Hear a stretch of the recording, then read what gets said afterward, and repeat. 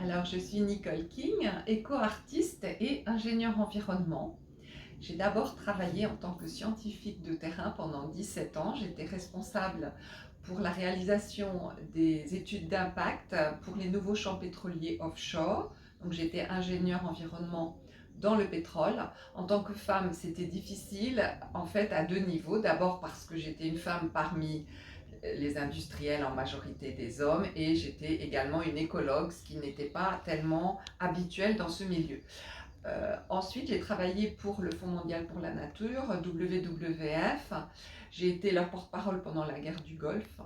J'ai été responsable eau et pollution, et j'ai participé au lancement du programme marin du WWF ainsi que au plaidoyer pour le sommet de la Terre à Rio, au Brésil.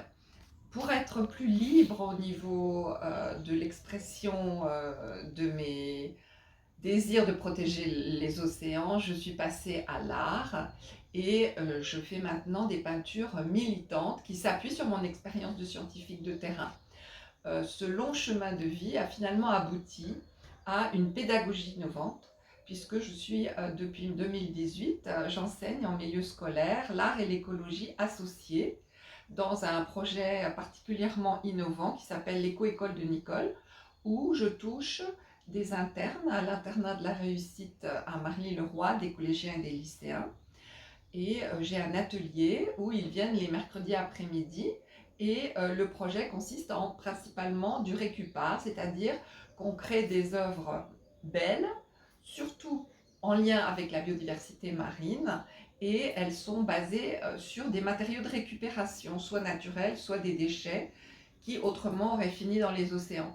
Donc cette pédagogie, elle est innovante et elle correspond exactement à l'ODD 4 sur l'éducation.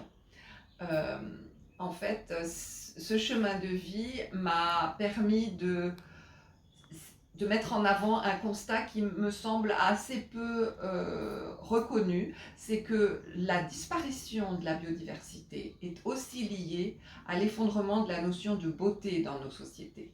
Et donc, c'est pour ça que mon travail est interdisciplinaire. J'associe la science et l'art.